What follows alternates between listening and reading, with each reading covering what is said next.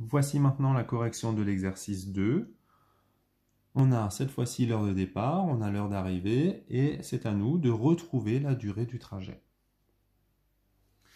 Pour ce faire, je vous propose l'utilisation du schéma ci-contre. On sait qu'on part donc à 7h38, on sait qu'on arrive à 12h, et on va essayer de retrouver les étapes nécessaires pour passer de 7h38 à 12h.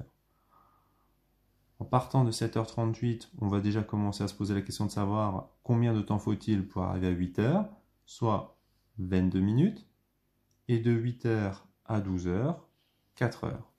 Ce qui fait une durée totale de trajet de 4 heures et 22 minutes. À la question B, on part à 9h45, on arrive à 14h15.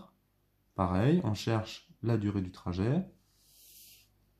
On arrive ici, 9h45, heure de départ, 14h15, heure d'arrivée. De 9h45 à 10h, il y a 15 minutes. De 10h à 14h, il y a 4 heures. Et enfin, de 14h à 14h15, il y a 15 minutes. Soit un total de 4 heures plus 2 fois 15 minutes, ou encore 4 heures 30 minutes.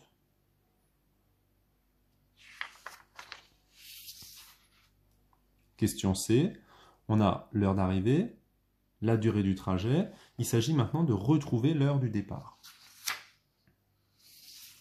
Cette fois-ci, le schéma, lui, est dans le sens opposé, à savoir, on met l'heure d'arrivée, 16h42, on met ici la durée du trajet, 5h26 minutes. Donc à 16h42, on peut enlever 26 minutes, ce qui nous donne donc 16h16 minutes. On enlève encore les 5 heures, on arrive donc à 11h16 minutes. Enfin, dernière question. Comme tout à l'heure, on a l'heure d'arrivée, on a la durée du trajet, et il s'agit de retrouver l'heure de départ. Ici encore, on utilise donc le schéma en mettant le 12h45 comme heure d'arrivée.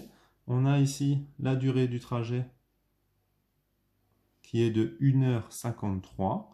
Alors pour 1h53, on peut imaginer 1h53 comme enlever 2 heures, puis remettre 7 minutes. Donc par exemple, 12h45, on enlève 2 heures, on arrive à 8h45, on remet 7 minutes, ce qui nous permet d'arriver à 8h52 minutes. Donc l'heure de départ était de 8h52 minutes. Alors on aurait pu évidemment enlever d'abord 1 heure, puis enlever 53 minutes.